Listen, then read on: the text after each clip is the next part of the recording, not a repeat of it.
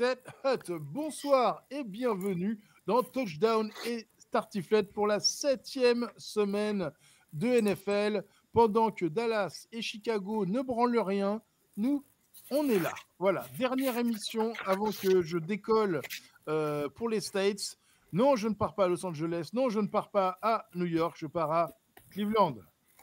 Ah, oui, bon, okay, la ville de la défaite. C'est moins glorieux. Mais bon, j'irai faire un petit coup au Hall of Fame juste pour toi, le Rock et la NFL. Double Monday Night, ça c'est bien pour moi, c'est con pour toi. Touchdown et Tartiflette, c'est votre émission hebdo où nos analystes décortiquent avec grand bonheur et altruisme l'actualité de la NFL. Notre duo ce soir d'experts internationaux et francophones sont là pour t'offrir un regard unique sur une sélection de matchs et aborder les sujets bouillants, en tout cas pour nous, de la NFL. Pour retrouver tous les pronos, tous les matchs, c'est sur prononfl.com où tu peux jouer avec nous, le reste de la communauté francophone et Rémi. Puisque tu es là, pense à liker la vidéo, t'abonner à la chaîne, un petit coucou, commentaire, tout ça. Une petite aparté, une petite holla, une petite félicitation pour deux membres de notre communauté pronostiquienne qui ont fait des perfects. Et ça paraît comme ça difficile, mais vraiment, le perfect, il n'y en a pas tous les ans, c'est tous les 2-3 ans qu'il y en a un qui sort. Et là, deux d'un coup. Donc, notre expert à nous, Rémi. Félicitations Rémi, merci beaucoup. Merci magique beaucoup. et merveilleux. Après un début de saison lamentable au niveau des pronos, fallait bien remonter la pente. Voilà, et je salue aussi l'ami Thomas Gorski, qui Émile, d'un de ses surnoms, qui est donc l'autre qui a fait un perfect. Tous deux fans des Patriots, donc est-ce que la réussite au prono est inversement proportionnelle à la réussite de votre équipe? C'est une nouvelle théorie. Voilà. Est-ce qu'il faut vraiment nul les quelques années? Est-ce qu'il faut que les Patriots soient rankés 32e pour que le perfect soit accessible? Peut-être. Voilà. Donc, en tout cas, voilà, Rémi, félicitations. C'est dans ce moment-là que tu as les boules de ne pas avoir parié ta semaine exactement. À la Belgique des Jeux. Je ne sais pas comment ça s'appelle là-bas. L'autre aussi. Hein? Non, mais nous, ça s'appelle la Française des Jeux. C'est pour ça que je dis ça. Ah ouais, bah, vous avez l'auto aussi, je suppose. Mais et par contre, le grand perdant des paris sportifs à tes côtés, Olivier Rival, a un peu les boules de son côté. Hein, c'est un peu, écoute, je me suis mis aux couleurs de Rémi pour me porter chance, on ne sait jamais. Beau. Donc voilà. C'est très beau. Hommage à la Belgique. Et puis, j'apprécie l'hommage. Voilà. Donc voilà, ce soir, 4 matchs. Lions aux Vikings, Texans, Packers, Chiefs, 49ers et les Jets aux Steelers. Et on salue Scooby. Voilà, on va aborder plusieurs sujets. Le premier, c'est Olivier qui va nous en parler. Donc c'est all-in ou draft board? Eh ben oui, parce que cette semaine, on a eu quand même pas mal de mouvements. Enfin, on a eu des premiers trades dans la NFL, avec notamment notre ami Adams qui va rejoindre son vieux compère Aaron Rodgers aux Jets. Et puis, on a eu par exemple Cooper qui a été signé par les Bills. Et ce qui nous laisse à penser qu'il y a certaines équipes qui, alors qu'on a joué que 5 ou 6 matchs, semblent déjà mettre un trait sur leur saison et commencent à vendre un petit peu leurs joueurs au plus offrant pour avoir des tours de draft ou quelque chose en échange. Donc voilà, c'est un peu tôt, mais on peut peut-être déjà, Rémi, faire une petite liste des gens qui sont déjà en train de tanker peut-être en espérant descendre dans la sélection de draft, et ceux qui, au contraire, essayent de faire le plein de talent en se disant que c'est l'année ou jamais. Exactement. Et je crois que tu vas sans doute nous parler des Bills. On a parlé de Adams notamment qui part du côté des Jets. C'est vrai que c'est un move où on se dit, il se dit c'est maintenant ou jamais. Rodgers n'a plus 20 ans, loin de là. On constate malheureusement que ça fonctionne moyennement pour eux. Donc c'est vrai que je m'interroge un petit peu sur l'intérêt réel de ce trade. Moi, je fais partie des sceptiques. Après, c'est vrai qu'il peut nous faire mentir parce qu'il s'entendait plutôt bien avec Monsieur Rodgers. Et si ça clique bien, ça peut rouler offensivement. Ils ont quand même un assez bon running back. Ils ont déjà des receveurs qui, pour moi, ne font pas partie des pires de la ligue, loin de là. Et donc, ils remplissent un petit peu encore plus ce poste de receveur avec un joueur de talent. Faut voir avec quelle envie il vient aussi, parce que c'est vrai que c'est un mec qui est quand même assez particulier, on va dire, au niveau du vestiaire ces dernières années. J'ai trouvé ces sorties à chaque fois un petit peu limite. Je m'en vais pas, je fais ce que je veux. C'est toujours un peu particulier. En tout cas, force est de constater que on a envie de gagner du côté des Jets. Pardon, on a envie de gagner cette année, voire l'année prochaine. Je sais pas combien de temps il reste à Aaron Rodgers, c'est une grosse question. Et de l'autre côté, on a effectivement un départ du côté des Raiders. Est-ce que c'est du tanking? J'aurais tendance à dire qu'on y est quand même. Au final, on va chercher, je pense, un deuxième tour de draft, si je ne dis pas de bêtises. Un deuxième ou un troisième tour de draft. Si c'est un deuxième tour, c'est quand même pas mal du tout pour une équipe, au final, qui ne pouvait plus l'utiliser, qui ne l'utilisait plus. Et les Raiders, voilà, on le sait, c'est une équipe qui est capable de gagner les matchs, mais c'est une équipe qui est surtout très limitée. Donc, est-ce que c'est une bonne idée de tanker? C'est toujours l'éternel débat. Mais j'ai l'impression que ces Raiders-là auraient tout intérêt à renforcer leur équipe. Après, c'est un peu tôt. C'est toujours un peu tôt. Ils ont quand même gagné quelques matchs. Ils ont fait l'une ou l'autre surprise. Et le choix est fait. Par contre, je vais te laisser en parler, mais je suis un peu plus convaincu par le move des Bills. J'ai l'impression qu'ils ont beaucoup moins à perdre dans l'histoire. Je sais pas ce que toi tu en penses. Bah écoute, les Bills ont depuis le début de la saison un problème de receveur qu'on connaissait compte tenu du départ de Diggs et qu'on savait qu'il allait avoir un trou. Alors il y a le rookie Coleman qui est plutôt intéressant. Il y a des joueurs qui sont plutôt pas mal, notamment Shakir, mais il a été blessé aussi, donc c'est aussi peut-être ça qui a poussé les Bills à augmenter l'éventail de possibilités du côté du poste de receveur. Et pour le coup, ils arrivent à attraper un Cooper en provenance des Browns pour pas très cher, hein, puisque en gros, ça va leur coûter un troisième ou un quatrième tour, je sais plus, pour un joueur qui quand même est quelqu'un qui a des mains sûres, qui a de l'expérience, qui connaît bien la AFC, qui a voilà, moi je trouve que c'est un joueur très intéressant qui va amener pas mal d'expérience dans un corps de receveur assez jeune. Et pour les Bills, ça peut être peut-être la pièce manquante du puzzle pour aller loin cette année. Donc pour le coup, oui, les Bills sont all-in parce qu'on sait très bien que voilà, ça fait déjà la 5e saison que ça fonctionne. On sait que ça ne va pas non plus durer des milliards d'années, ou alors il faut toujours, on peut toujours rêver que ça dure, mais c'est compliqué de faire durer une dynastie, de faire durer une équipe qui est en haut des classements. Donc ils sont all-in.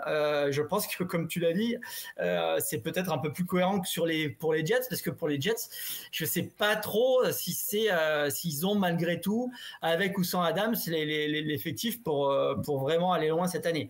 Alors après, à l'inverse, on voit que Cleveland, on a déjà l'impression que l'essai des Sean Watson est déjà mort, ce qui est un grand classique du côté de Cleveland, qui a pas eu de quarterback digne de ce nom depuis on ne sait combien de centaines d'années, même si une fois qu'ils s'en vont de Cleveland, ça marche plutôt pas mal. Il suffit de voir les performances de Baker Mayfield cette année.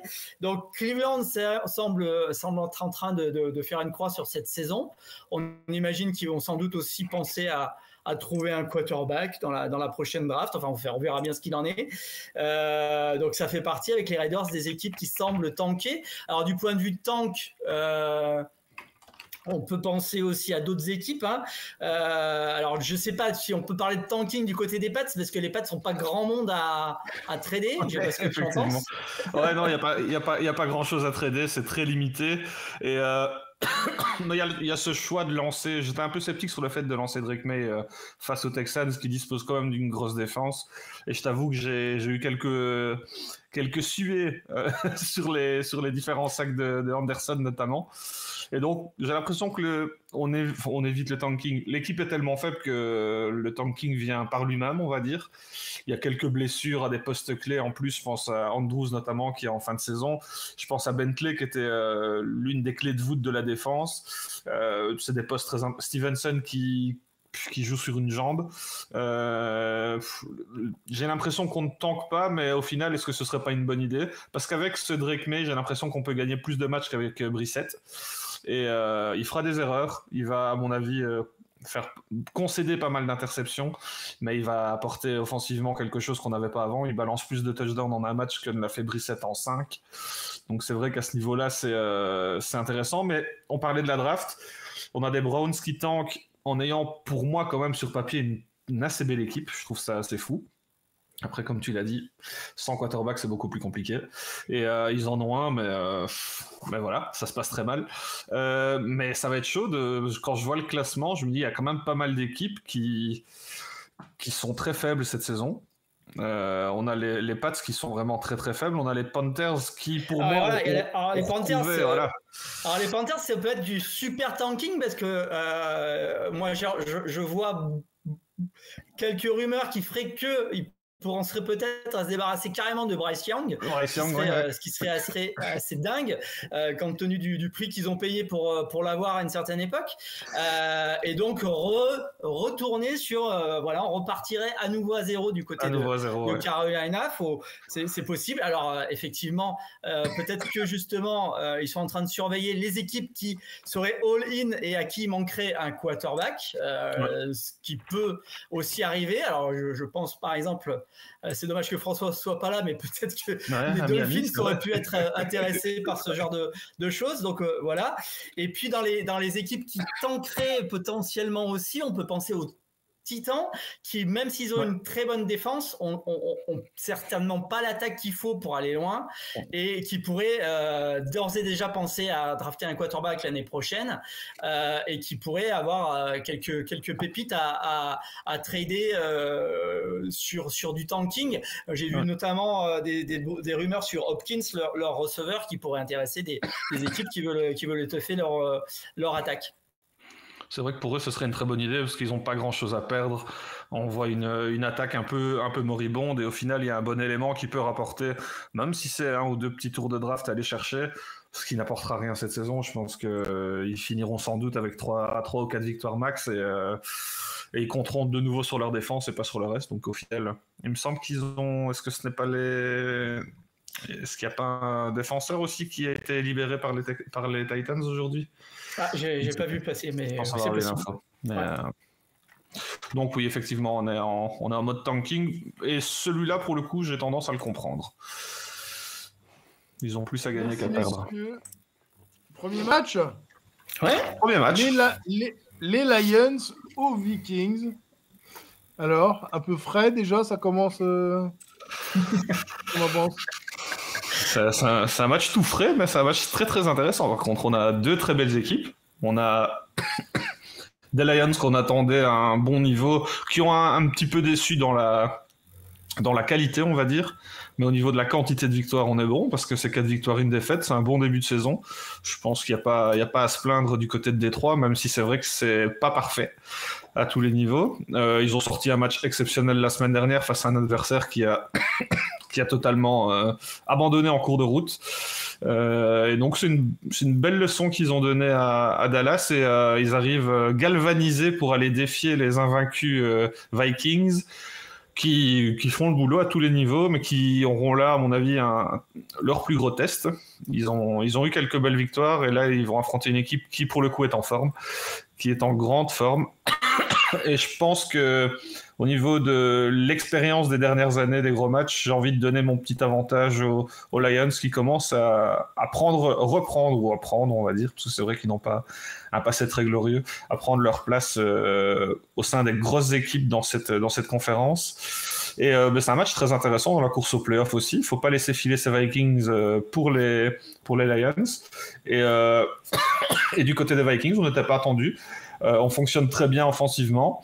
On sait que ce sera pas parfait, mais malgré tout, ça tient la route. Le running game tient la route également, et on a une défense surtout qui est capable, même si elle est capable de concéder des yards par moment, elle est capable d'aller chercher un pick six à l'occasion, qui a cette capacité de relancer le match. Je pense notamment au match face aux Jets, où on a une défense qui va sortir des big plays quand il le faut. Et donc, on aura, à mon avis, un très très très gros match ce dimanche. Je sais pas ce que tu en penses, Olivier. Ah oui, franchement, alors cette semaine, on a quand même pas mal de belles affiches. J'espère qu'on va avoir des beaux matchs, parce qu'on a été pas toujours gâtés cette début de saison. Et là, celui-là, franchement, il s'annonce très très bon. Lions Vikings, je pense que tu as bien résumé les forces des deux côtés. C'est 2 défenses. Alors, tout le monde connaît ses attaques. Enfin, les connaît.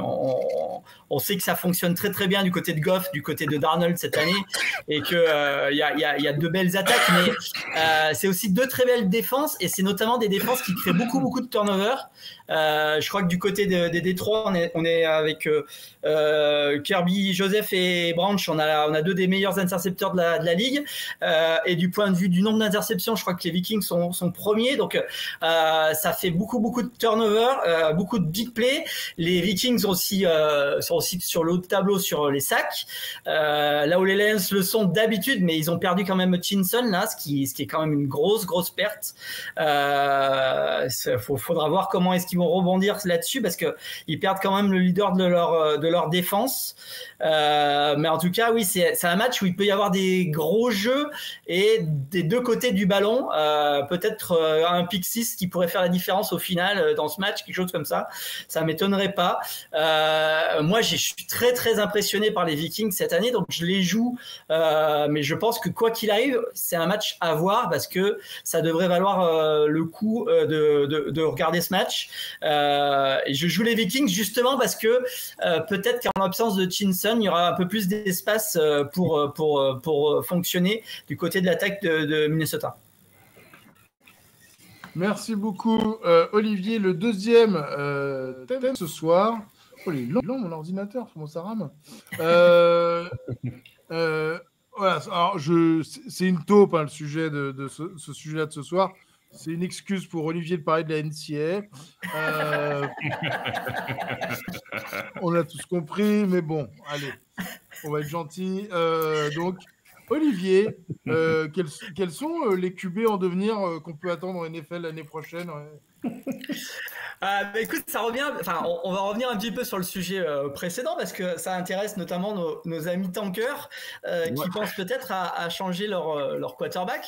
On peut penser à Cleveland, dont on a parlé. Il y a les Raiders qui sans doute recherchent un quarterback pour leur avenir. Il y a les Panthers qui potentiellement veulent remplacer Bryce Young. On a les Giants qui sont toujours, voilà, on ne sait pas trop ce qu'ils vont faire de Jones, mais c'est quand même, voilà, l'expérience Jones va finir par finir peut-être à un moment, parce que ça donne pas grand-chose. Il y a nos amis Titans qui ont des gros problèmes offensifs et peut-être qu'il faudrait rajeunir tout ça. Et puis, il y a peut-être des équipes qui pensent à remplacer leur vieux quarterback entre guillemets. On peut penser aux Jets qu'il va falloir qu'ils pensent un jour à remplacer Rodgers, qui est pas éternel. Et puis peut-être aussi aux Rams parce que Stafford montre quelques signes de rouille à droite à gauche. Donc voilà, je pense que dans tous ces équipes-là, il y a pas mal d'équipes qui vont potentiellement aller chercher des quarterbacks au premier tour de la prochaine draft. Et c'est une draft qui s'annonce quand même riche en quarterback une fois de plus. Il y a pas mal de gens à regarder. Donc, on peut faire un tour. Après, Rémi, tu me dis si toi, il y a des quarterbacks qui t'inspirent. Alors, celui dont tout le monde parle, mais c'est aussi parce que c'est par rapport à son pédigré, c'est notre ami Sanders de Colorado, le fils de notre ami Neon Dion, qui a tous les spotlights sur lui en ce début de saison NCAA, qui est un excellent quarterback plutôt de poche, plutôt classique, qui a sans doute un plafond haut, mais qui fait encore pas mal d'erreurs de décision qui ont coûté quelques petites choses à l'équipe de son cher ami Neon Dion. Donc voilà, donc du côté de Colorado, alors c'est vrai que lui, il est vraiment la vedette de l'équipe avec son compère cornerback receveur, donc j'ai zappé le nom. Hunter. Mais c'est vraiment... Pardon ? Hunter, c'est pas ça ? Oui, c'est ça. Donc vraiment, il y a vraiment là un duo qui fait que tout le monde regarde cette équipe, mais forcément Colorado est pas en haut des classements. Par contre, du côté des grosses écuries NCAA, il y a aussi pas mal de quarterbacks intéressants. Il y a Beck de Georgia qui est un quarterback, on va dire, classique, très solide avec pas mal de bouteilles maintenant. Enfin, quand on est quarterback à Georgia, on accumule pas mal de savoirs qui peuvent être intéressants pour avoir un QB entre guillemets NFL ready. Du côté des grosses machines, il y a notre ami d'Alabama, Jalen Milroe, qui lui est un quarterback un peu plus moderne, c'est-à-dire un peu plus mobile, un peu plus dans ce que l'on voit arriver de plus en plus dans la NFL, et qui lui aussi est en haut des classements et qui pourrait aller peut-être jusqu'au Heisman, peut-être jusqu'à un titre de NCAA. Et puis toujours chez les grandes équipes de cette saison NCAA, il y a le leader de la saison, Texas, avec Quinn Ewers, qui a joué à moitié là, depuis le début de la saison, parce qu'il a été un petit peu blessé. Il a laissé un peu la place à Manning fils pour quelques jeux, mais qui lui aussi montre de très très belles choses et qui a peut-être le plus gros bras de la future draft, donc très très intéressant. Et puis pour finir ce tour d'horizon, il faut penser à la révélation de l'année et l'équipe un peu révélation aussi de la saison, Miami, les Hurricanes de Miami U, avec Cam Ward qui montre de très très belles choses. Lui aussi dans un éventail un peu plus moderne, un peu plus mobile, et c'est plutôt intéressant ce qu'il fait, et qui pourrait peut-être monter son équipe en tout cas jusqu'au playoff et peut-être plus haut.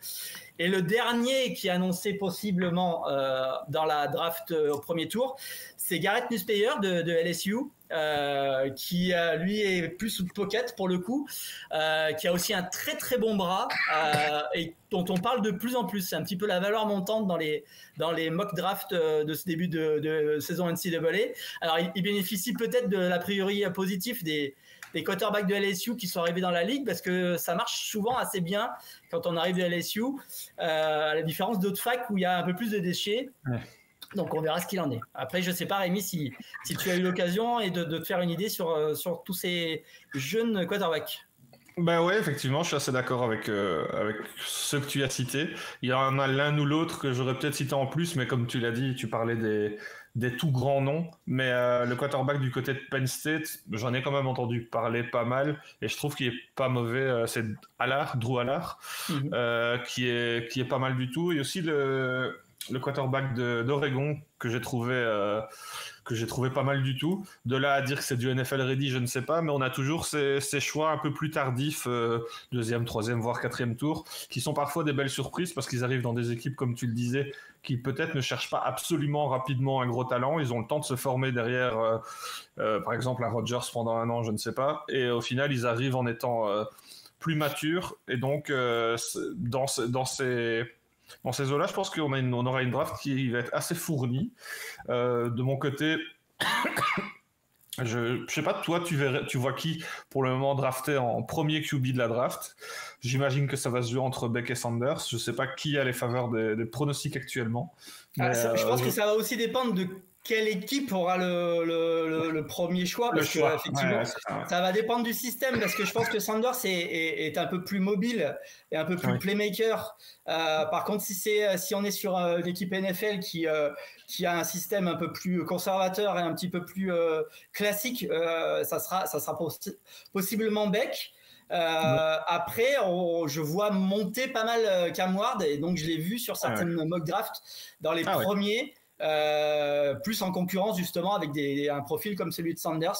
Donc voilà, je pense que pour l'instant c'est ces trois noms-là qui reviennent le plus dans le tout haut des prévisions. Pendant ce temps-là, moi je faisais des blagues sur Facebook, puisque la Fédération française la Fédération française de football américain vient de poster J-100 avant la reprise du championnat D1 de football américain. Le compte à rebours est lancé. Dans 100 jours, les meilleures équipes de France seront de retour sur le terrain pour la nouvelle saison du championnat D1. Et il m'a semblé bon de commenter pour que les gens n'oublient pas. J'ai dit les meilleures équipes et les Argonautes aussi. Tu vois. Tout à fait. Voilà. Ne relançons pas une vilaine polémique qui fait que une certaine équipe reste en D2. On ne sait pas pourquoi, mais elle reste en D2. Voilà, faut bien que je m'amuse aussi. Hein, bon, bref. Allez, prochain match. Puisqu'on parlait d'Aaron Rodgers, parlons de son ancienne équipe, les Texans aux Packers. Rémi, t'avais l'air lancé, vas-y. Écoute, let's go. Ouais, c'est de nouveau une super belle rencontre. On l'a dit cette semaine, on est vraiment gâtés. Et donc, on a des Packers qui sont à 4 victoires pour 2 défaites face à des Texans qui sont à 5 victoires pour 1 défaite. Les Texans m'ont vraiment impressionné, notamment défensivement. La semaine dernière au niveau de la ligne défensive, on a Anderson qui commence à sortir un peu de sa coquille. Il était loin d'être mauvais, mais là, je trouve qu'il a vraiment pris de l'ampleur dans cette défense. Il prend beaucoup de place. En fait, on a toute la ligne qui est extrêmement performante. Après, c'est vrai qu'en face, l'opposition était très moyenne, mais pour avoir vu tous les adversaires de cette mauvaise ligne offensive, c'est clairement celle des Texans qui m'a le plus impressionné. Et on a une maturité, je trouve, malgré tout, rapidement offensivement, malgré la jeunesse des joueurs. Je trouve qu'il y a une certaine maturité et un contrôle. Là où en défense, il y a quelques petits trous d'air, notamment par les airs, justement, où il y a eu un petit peu de laxisme défensif. Est-ce qu'il est dû aussi au fait de mener, etc. C'est compliqué de juger. Mais en tout cas, j'ai vraiment été impressionné par la ligne défensive et par cette attaque qui contrôle, en fait. On a un Stroud qui est en contrôle, qui reste extrêmement calme. Il peut y avoir l'une ou l'autre erreur. C'est quand même assez rare, il est relativement bien protégé et je le trouve vraiment métronome. Je trouve qu'il a gagné en maturité de manière assez impressionnante, que ce soit privé de Collins ou pas. Il a d'autres cibles, on a Adele qui fait largement le boulot. Au niveau du jeu au sol, ça pourrait être mieux selon moi, c'est perfectible, mais malgré tout ça reste plus que correct.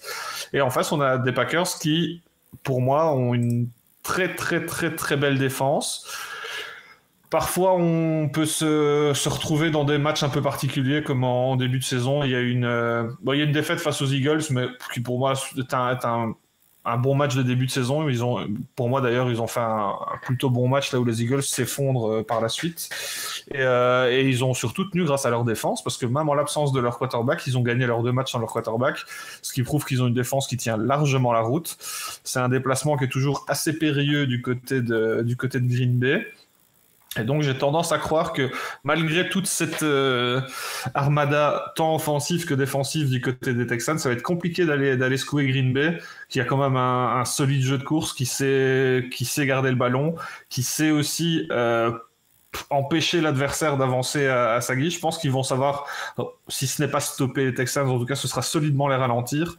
Et le fait de jouer en déplacement, pour moi, ça joue beaucoup. Je pense que si ce match se joue à Houston, j'ai tendance à miser ma petite pièce sur Houston, mais là elle tombera du côté de Green Bay. Le quiz, ça arrive, mais pas tout de suite. Olivier, c'est à toi. Bah écoute, Rémi a vraiment bien décrit les forces et faiblesses de tout ce beau monde. Moi, les Packers, j'en avais fait mon pic de pré-saison pour aller au Super Bowl. Ils ont réussi à passer sans trop d'encombre la blessure de Love. Ils se retrouvent avec une fiche de 4-2 qui leur laisse pas mal d'espoir pour la suite. Ils sont super équilibrés, c'est-à-dire ça passe, ça court, ça défend. C'est l'équipe numéro 1 pour ce qui est des turnovers, enfin je veux dire voilà, en positif. C'est-à-dire qu'ils perdent très peu de ballons, ils en volent beaucoup, notamment c'est les numéro 1 des créations de fumble. Ils volent beaucoup de balles à l'adversaire. Donc moi je vais pas ne pas jouer les Packers dans cette optique-là. Alors après les Texans, effectivement, c'est une équipe solide.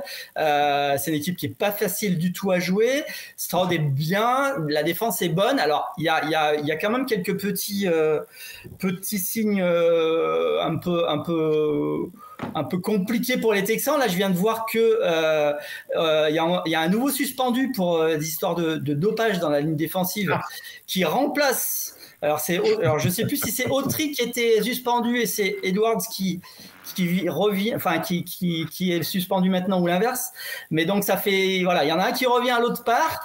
Je trouve que ça fait un peu mauvais genre que sur une même ligne défensive, on ait deux défenseurs qui se fassent suspendre pour des histoires de produits illicites. Donc là, ça commence à sentir moyennement bon de ce côté-là. J'espère que ça va pas leur porter préjudice et leur porter malchance, surtout que Houston a déjà une mauvaise réputation en baseball. Ça serait dommage qu'ils aient une mauvaise réputation en foot US du point de vue de la triche. Donc on verra ce qu'il en est, on va voir ce qu'il en sort, mais bon, ça vient de sortir. Mais pour le coup, je reste sur les Packers, mais attention, c'est pas forcément un match facile parce que les Texans, c'est quand même une très jolie équipe. Merci beaucoup, Olivier. Troisième match de la soirée. Les Chiefs, il est temps qu'on en parle un petit peu. Tu vois, hein. Je pense à toi quand je fais mes choix. moi, je pense aux gens quand je fais mes choix. Ah, c'est beau. On va parler de Patrick et de Patrick, t'inquiète. Voilà. Non, c'est lui que pour Taylor, celui moi. qu'on aime tous. Taylor, on va parler de Taylor. Voilà. Il n'y a pas de souci. Olivier, je te laisse la main sur celui-ci. Alors, écoutez, c'est quand même déjà le remake du Super Bowl, ce qui est pas rien. Hein. En plus, on a une des deux équipes invaincues de la saison avec les Chiefs à 5-0. Les 49ers ont une fiche qui a l'air plutôt mauvaise comme ça, parce que 3-3, c'est quand même pas très glorieux. Mais c'est une équipe qui mérite sans doute un peu mieux que ça et qui montre quand même des belles choses. Purdy confirme quand même qu'il faut compter avec lui. Je crois qu'il est numéro 2 en yards lancés depuis le début de la saison.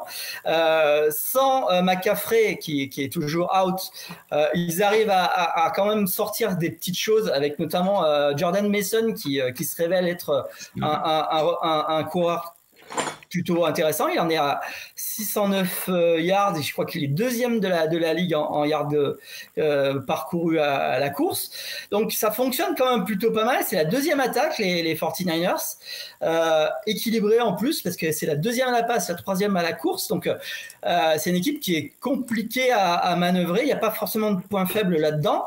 Et puis les Chiefs, c'est les Chiefs, ça gagne des fois difficilement, ça gagne des fois en faisant un petit peu rager tout le monde parce que ça se joue à quelques décisions à droite à gauche, des bricoles, des flags ou pas, etc. Bon, ils gagnent, ça continue à gagner, mais il y a pas forcément toujours une super grosse maîtrise.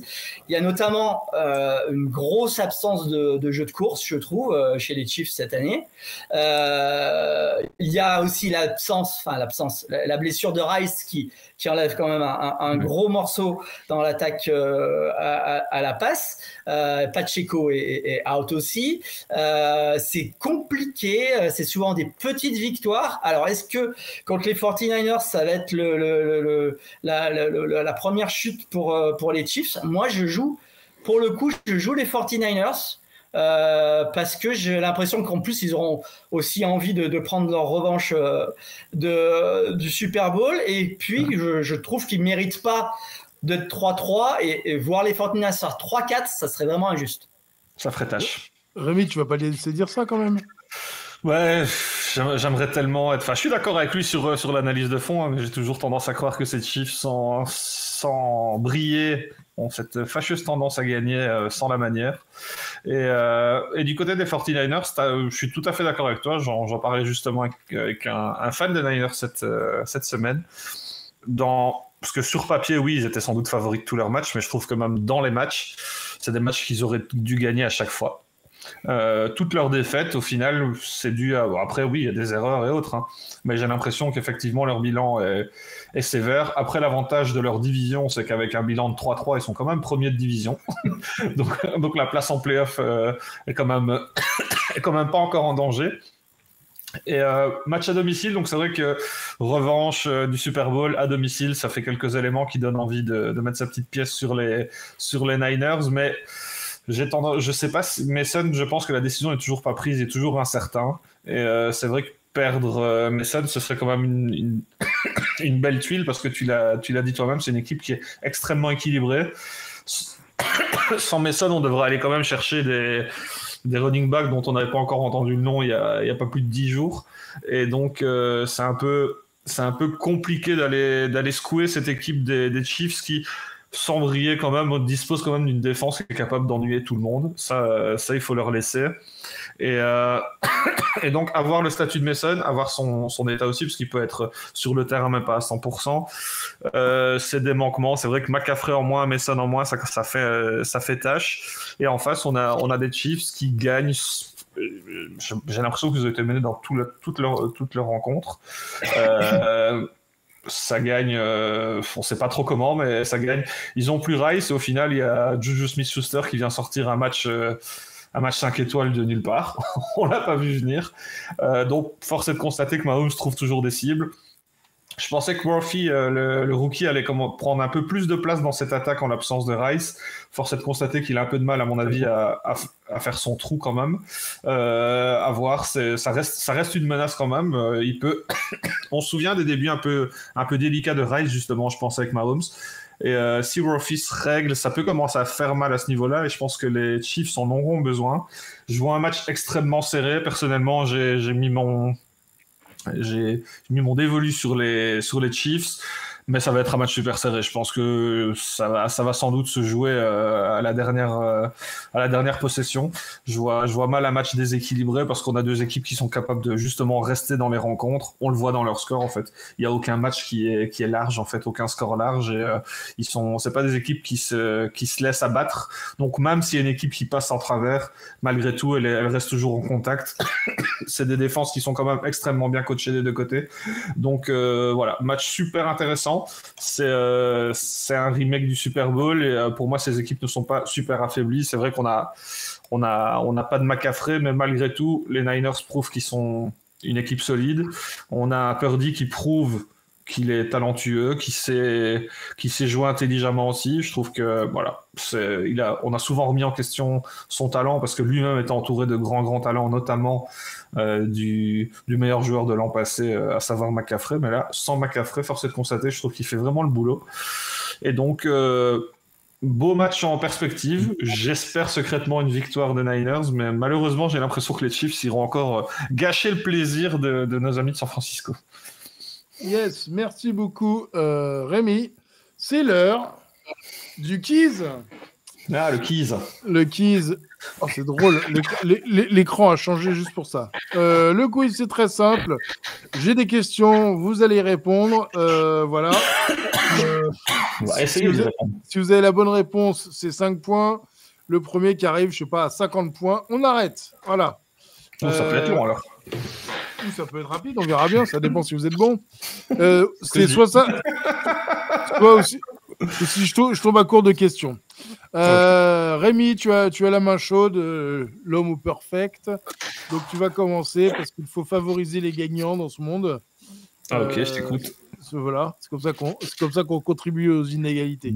Dit-il en portant une casquette des Jets, c'est beau. Je rappelle que tu es leader du classement avec 142 points et qu'Olivier te talonne avec 110. Bon, allez, vous m'excuserez, je traduis en live. Rémi, en 2019, oui. Lamar Jackson est devenu le deuxième joueur de l'histoire de la NFL à être nommé MVP de façon unanime. Qui était le premier ? Ah, premier MVP unanime. J'ai envie de dire Brady, mais je ne sais pas. Brady ? En effet, c'est Brady. Il y avait des choix, j'aurais pu te le faire, mais je ne l'ai pas fait, parce que je suis un enculé. Alors, Olivier, en 2000. Allez, Olivier. Qui est devenu la première équipe à faire 4 picks de premier tour dans la même draft? Est-ce qu'il s'agissait des Browns, des Jets, des Bucks ou des Redskins? Donc quoi, les équipes qui gagnent, c'est toujours les mêmes.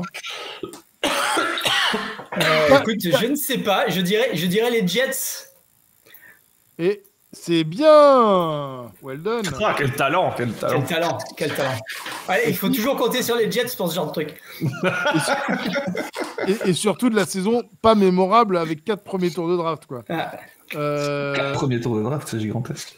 Rémi, Jamarcus Russell a été premier en 2000, a été premier drafté en 2007. Qui a été en 2007, c'était le premier de la draft. Qui a été le second? Est-ce qu'il s'agit de Calvin Johnson, Joe Thomas, Reggie Bush ou Adrian Peterson? Je dirais Joe Thomas.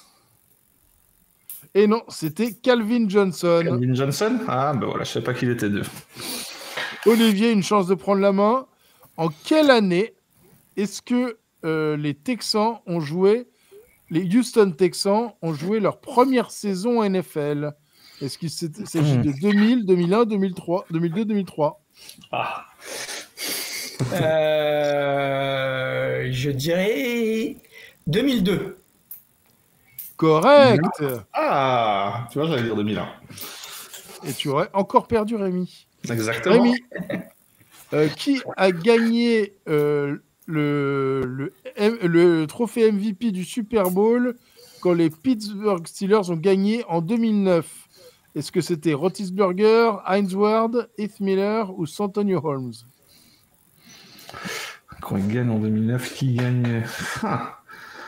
Je suppose la question, c'est que sans doute pas Big Ben. Je vais tenter Heinz Ward. Et non, c'était Santonio Holmes. Santonio Holmes pour son catch à dernière seconde. Olivier, quelle équipe a gagné le tout premier Super Bowl en 1967? C'est les Packers. Packers. Il s'agit en effet des Packers. Voilà. Olivier commence à distancer Rémi sérieusement. Ah ouais. Et alors, ce sera le même Super Bowl cette année. Packers Chiefs et les Packers gagnent. Ouais, c'est vrai. Voilà, tout à fait. Rémi, en 1973, Fred Dreyer est devenu le premier joueur à marquer 2 safety dans un seul match. Ouais. Contre quelle équipe a-t-il marqué ces safety? Est-ce qu'il s'agit des Falcons, des Rams, des Vikings ou des 49ers? Contre les Falcons. Et non. Et non, c'était les Los Angeles Rams. Rams, voilà. Olivier, en 2013, quel quarterback a brisé un record en lançant 6 interceptions dans 4 matchs d'affilée? Est-ce qu'il s'agit de Matt Schaub, Eli Manning, Jay Cutler ou John Kitna? Ça, même moi, je le sais. Attends, il a envoyé 6 interceptions, 4 matchs de suite? Ouais. C'est possible, ça? C'est possible, ça? Non, je crois que c'était... Je crois que c'était 6 interceptions au total dans les 4 matchs. Ah, d'accord. Oui, ça va. C'est pas... Ah, ça va. Apparemment, c'est un record. Hein. Alors, moi, j'aurais dit Peterman. Vas-y. Matt Schaub, Eli Manning, Jay Cutler ou John Kitna? Je dirais Cutler. Et non, c'était Matt Schaub. Matt Schaub. Matt Schaub. Allez, Rémi, on va faire plus. Je suis content, c'était pas Kitna parce que j'adorais Kitna, moi. J'étais toujours un fan de Kitna. Rémi, une chance sur 2, 50%. Hein. Qui a fini sa carrière avec le plus de yards à la course? Eric Dickerson ou Marshall Faulk? Je vais dire Dickerson. Et bien joué. Regarde ça, Rémi qui marque des points. Ouais. Elle est pas belle, celle-là. Allez. Merci pour le cadeau. Olivier, en 2007, quel kicker a cassé le record pour le plus de field goal dans un seul match avec 8? Est-ce qu'il s'agit de Adam Vinatieri, Nate Kidding, Rob Bironas ou Stephen Gostkowski? Peut-être Gostkowski. Et non, c'était Rob Bironas. Rob Bironas, ouais. Ça devait être passionnant comme match, ça. Ouais, très bon match. Qui a gagné le MVP du Super Bowl quand les Packers ont gagné en 1997? Est-ce qu'il s'agit de Brett Favre, Desmond Howard, Antonio Freeman ou André Rison? Moi, j'aurais dit Favre, mais je sais pas. Allez, Favre. Eh ben non, c'était Desmond Howard. Ah, voilà. Eh ouais, un des rares MVP, Tu dois savoir que c'est toujours les QB, sauf quand c'est dans un quiz. C'est vrai, ça se tient. Olivier, quel numéro de maillot portait le légendaire Jim Brown quand il jouait au Cleveland Browns? Il portait le 32. Bon, écoute, très bien, j'allais te proposer, mais nickel, Olivier. Ouais. Jim Brown, c'est c'est la légende. C'est un truc de fou, hein. C'est comme s'il avait écrit un livre sur le sujet, quoi. Il devrait. Hein. Jim Brown, le plus grand joueur de l'histoire du lacrosse. Bon. Rémi, on va essayer de simplifier encore une fois. Vrai ou faux? Vrai.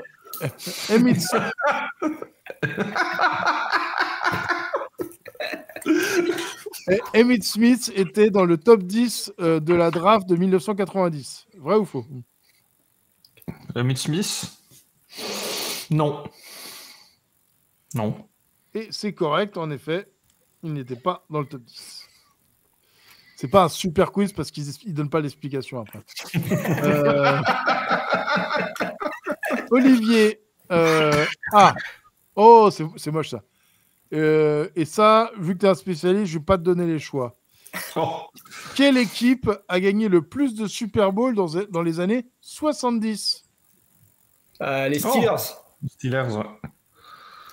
Bien joué. Ouais. Voilà, je fais le récap. Olivier a 5 bonnes réponses. Rémi a 3. Rémi, je suis un peu déçu. Bravo, Olivier. Rémi, en 1965, en même temps. Gail Sayers a fait le record pour le plus de touchdowns marqués dans une saison rookie. Combien de touchdowns a-t-il eu cette année-là? 18, 20, 22 ou 24? 22. Joli. Je le savais, naturellement. Ouais, bien sûr. J'aurais dit 20 si je devais dire... si tu n'avais pas dit de proposition, j'aurais dit 20. Donc, Olivier. Oh, c'est pas mal ça. Olivier, quel quarterback détient le record de plus d'interceptions dans une carrière? Celle-là est facile. Est-ce que c'est Brett Favre, George Blanda, John Adel ou Vinny Testaverde?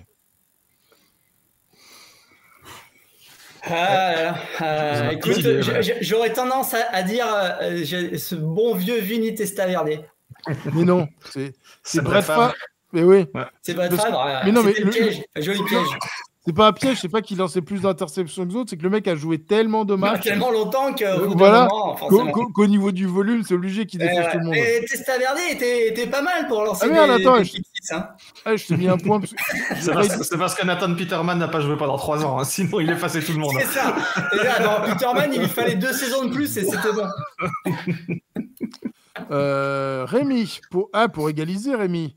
Dans sa carrière, combien est-ce que Jerry Rice a marqué de yards de réception au total? Est-ce que c'est 20 895, 21 895, 22 895 ou 23 895? On est sûr que c'est 895. 21 000. Et non, c'était 22 000. Ah là là là là là. Je vais rester sur mon 22. Olivier. Olivier. En 1993, les Buffalo Bills sont remontés d'un déficit de 35 à 3 dans le wildcard game de l'AFC avant de revenir pour la victoire. Contre quelle équipe est-ce que c'était? Écoute, j'étais au match, donc c'était le premier match de NFL que je voyais en direct live. C'est beau ça. J'étais à The Big Game, et c'était contre les Houston Oilers de Warren Moon. Joli. Tu vois, on n'a pas fait exprès. Alors. Tu le saurais si tu avais lu mon bouquin, monsieur. Et je l'aurais lu si tu me l'avais envoyé, monsieur. Rémi, qui a fini sa carrière avec le plus d'interceptions? Deion Sanders ou Ed Reed? D'où le piège. Je vais dire Ed Reed alors. Eh ben oui, bien vu. 5 réponses pour Rémi, 6 pour Olivier, on s'arrête à 10. Terry Crews a été sélectionné 11e, au 11e round de la draft de 1991. Quelle équipe l'a recruté? Est-ce qu'il s'agit des Chargers, des Rams, des Redskins ou des Eagles, Olivier? Terry Crews, tu sais? Brooklyn Nine-Nine, Terry Tate. Ouais, je vois bien, mais écoute, je dirais. T'as dit quoi? Tu redonnes les équipes là? San Diego Chargers, Los Angeles Rams, Washington Redskins ou Philadelphia Eagles? Je vais dire les Rams. Moi, je dirais Chargers. Eh bien, la bonne réponse, c'était les Rams. C'est un peu logique que le mec habite à Los Angeles, qui a fini par faire tous ces trucs de téloche et de films après. C'est sûr que s'il habitait à Washington ou Philadelphia, il y avait moins d'options. Tu vois, ça juste en bon sens, elle se devinait, celle-là. En 1990, lequel de ces joueurs a brisé le record pour le plus de sacs en un seul match avec 7? Ouh, ça devait être désagréable pour un joueur, ça.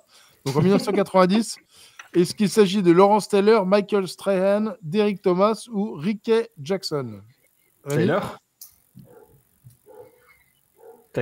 Et non, c'était Derrick Thomas. Ah, tiens.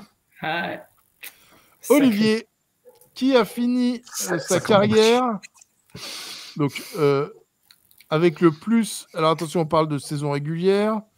Le plus de MVP Awards. Est-ce qu'il s'agit de Brett Favre ou Joe Montana? Joe Montana. Et non, là encore, il fallait se rappeler. Brett Favre, il m'en veut là, ce soir. Mais non, c'est la même raison. Longévité de carrière. Mais bon, Joe, il en a quand même eu 2-3 des MVP, donc bon, voilà. Attention Rémi, combien de Super Bowl est-ce que Barry Sanders a-t-il joué dans sa carrière? Ça, c'est facile. 0-0-0, c'est ça la proposition? C'était 0-1-2-3. Ah bah 0. Celle-là, elle était cadeau. Combien a-t-il gagné de matchs en playoff? Olivier. Oui. Quoi? Oh la vache. Alors, contre quelle équipe est-ce que les Titans, en 2000, ont réussi à faire ce qui est appelé le Music City Miracle? Ah bah, c'est contre nous, ça. C'est contre les Bills. C'est contre les Bills. On s'est fait bananer par cette espèce de passe latérale de merde pourrie qui était en avant, quoi. Le pire souvenir, à mon avis. On en parle tous les 3 jours avec FMB qui me charrie une fois par mois minimum sur ce jeu. C'est le marronnier de. C'est notre marronnier habituel. On n'avait pas fait starter Flutty, on a perdu ce match. Voilà. Bon, voilà. Rémi, quelle équipe a gagné le Super Bowl 25 en 1991? Est-ce que c'était les Cowboys, les Giants, les 49ers ou les Redskins? Je dirais les Cowboys. Eh bien non, c'était les Giants. Eh ouais, tu aurais tort. Ah oui, c'est juste. J'aimerais le savoir, c'est mon année de naissance en plus. Alors, Olivier, lequel de ces kickers est le leader de tous les temps en field goal de marqué? Est-ce qu'il s'agit de Morten Andersen, Adam Vinatieri, Gary Anderson ou John Carney? Ah, écoute, je pense que ça a été longtemps Andersen et qu'après c'est passé à Vinatieri, je crois. Vinatieri. Eh bien, c'est correct, Olivier. Tu es à une réponse de la victoire. Rémi, ça pue de la gueule. Rémi, lequel de ces joueurs est la seule personne à jouer dans trois équipes consécutives qui gagnent un Super Bowl? Oh là, j'ai du mal avec la question là. Trois équipes consécutives qui gagnent le Super Bowl. Est-ce qu'il s'agit de Charles Haley, Matt Millen, Ken Norton Jr. ou Joe Montana? Tu veux bien me rappeler les propositions, s'il te plaît? Charles... Enculé, il cherche. J'entends bien clavier. Ah non, Charles Haley, Matt Millen, Ken Norton Jr. ou Joe Montana? Je dirais Haley, parce que c'est sans doute celui qui a le plus de victoires parmi eux, non? Et non, c'est Ken Norton Jr. Je sais pas trop qui c'est. Ok, cool. Olivier pour la victoire. Donovan McNabb a été sélectionné 2e dans la draft de 1999. Quel quarterback a été sélectionné avant lui, donc premier de la draft? Est-ce qu'il s'agit d'Akili Smith, Dante Culpepper, Peyton Manning ou Tim Couch? En quelle année? 1999. Ah ouais, je pense que je l'ai. Alors attends, tu m'as dit Akili Smith, Culpepper, Dante Culpepper, ouais. Et Peyton Manning et Tim Couch. Je dirais Culpepper, mais je suis pas sûr. Et non, c'était c'est Manning ou pas? Et non, c'était le canapé Tim Couch. Tim Couch. Tim Couch, d'accord. Allez, Rémi, vrai ou faux? Faux. Lamar Jackson a été sélectionné dans le 2e tour de la draft. Faux, c'est le dernier choix du premier tour, je pense. Et bien joué. Enfin, en tout cas pour là. Olivier, encore une balle de match. Vrai ou faux? John Madden n'a jamais eu un record négatif, c'est-à-dire plus de défaites que de victoires, pendant ses 10 saisons NFL en tant que head coach. Vrai ou faux? Écoute, je vais dire vrai. Et c'est vrai, c'est la victoire d'Olivier. Bravo, la foule est en délire. 10-7, félicitations. Merci. Voilà, ce qui ne permet hélas pas Olivier de dépasser Rémi, mais c'est déjà une belle avancée. Voilà, allez, fin du quiz. Les Jets aux Steelers pour boucler cette histoire. Olivier, tu es le grand vainqueur, donc c'est toi qui peux en parler en premier. T'es pas content, hein? Jets Steelers, c'est vrai que c'est un petit peu moins vendeur que les 3 matchs précédents, faut le dire. Hein. On va pas faire injure à ces équipes en le disant, mais c'est quand même assez intéressant parce que les Jets, forcément, ils tirent un peu la langue avec une fiche de 2-4. Mais c'est une équipe qui est pas facile à jouer, qui est notamment une défense difficile. Je crois que c'est la 2e défense en yards encaissés. Ils font aussi assez agressif. Ils font beaucoup de sacs. C'est pas une équipe facile. Et puis Rodgers est là. Je trouve qu'il y a quand même des choses qui peuvent être intéressantes. Moi, j'aime beaucoup Breece Hall et je trouve que pour sa 3e saison, il s'affirme comme un vrai bon joueur de la ligue. Donc voilà, c'est une équipe qui est pas évidente. Alors de l'autre côté, on a les Steelers qui, comme d'habitude, gagnent sans vraiment convaincre. C'est toujours un petit peu compliqué. C'est une équipe, on en a pas mal parlé aujourd'hui, mais c'est une équipe qui a provoque pas mal de turnovers. Enfin, limite les turnovers de son côté. C'est pas qu'ils en provoquent beaucoup, mais c'est qu'ils perdent très très rarement le ballon, ce qui fait que ça leur donne un vrai avantage de ce point de vue-là. C'est comme d'habitude, quoi, les Steelers, c'est pas très beau, mais c'est bien coaché, ça fait pas d'erreur. Et alors là, la question, c'est que apparemment, ils vont donner la main à Wilson. Ils vont bencher Fields, qui a quand même pas non plus fait des choses catastrophiques. Hein. Il a fait 5 touchdowns, une interception. Il y a une fiche de 4-2. Donc voilà, on change quand même le quarterback. On redonne la main à Russell Wilson. Alors écoutez, pourquoi pas, hein. Moi, Wilson, c'est quand même un quarterback qui a montré des belles choses dans sa carrière, donc pourquoi pas. Donc on verra si ça donne quelque chose de différent à cette équipe des Steelers. Je joue les Steelers parce que bon, Steelers-Jets, voilà, on a une équipe qui sous-performe historiquement, une équipe qui surperforme historiquement, donc on va jouer l'équipe qui surperforme, mais il n'y a pas forcément un écart aussi grand dans le talent de ces deux équipes. Je suis assez d'accord avec toi, c'est un match qui s'annonce à mon avis assez serré. Personnellement, je vais plutôt voir les Jets sortir vainqueurs de cette rencontre. Pourquoi ? Parce que j'ai l'impression qu'offensivement, ils sont quand même capables de produire quelque chose. Là où c'est vrai qu'on a une très bonne défense des Steelers. Ça, ils n'ont pas à le prouver. Ils sont très solides à ce niveau-là. On a une confrontation entre Rodgers et Wilson. On se retrouve un petit peu en 2014, en finale de conférence.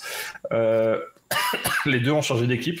Et c'est vrai que c'est un match... Là où, personnellement, je vois les Jets peut-être l'emporter, c'est que c'est un match qui est beaucoup plus important pour les Jets que pour les Steelers, parce que tu l'as dit, au niveau du bilan, au niveau de la course au playoff, les Jets en 4 défaites, 2-5, ça ferait quand même ça ferait tâche. Ce serait assez compliqué d'aller chercher quelque chose avec un bilan de 2-5, quelle que soit l'équipe d'ailleurs.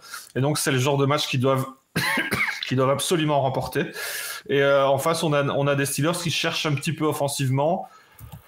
Après, on envoie Wilson. Je sais pas, j'ai l'impression que... Je sais pas c'est quoi le problème avec Fields. Avec Fields, parce qu'au final, à chaque fois qu'il commence pour moi à trouver un petit peu sa place, on lui dit de dégager.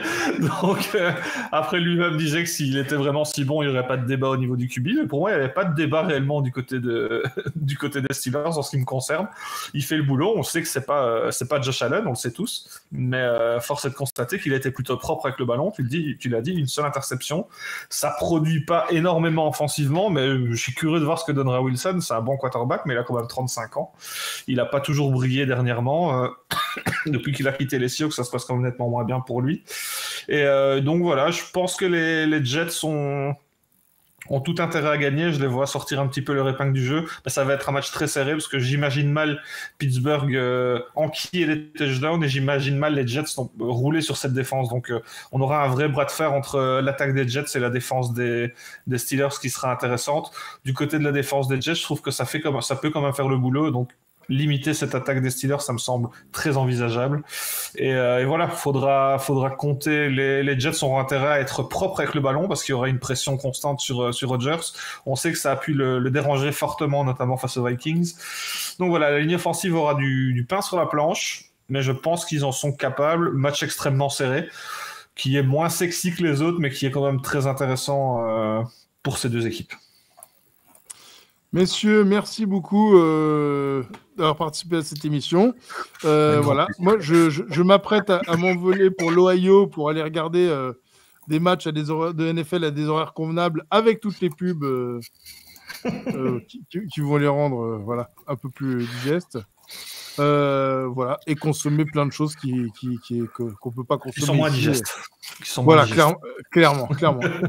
Mais le vrai pepperoni m'appelle, donc je vais y aller. Voilà. En tout cas, messieurs, merci beaucoup. Bonne soirée à vous. Et on se dit à la semaine prochaine pour de nouvelles aventures. Salut. Salut à tous. Ciao.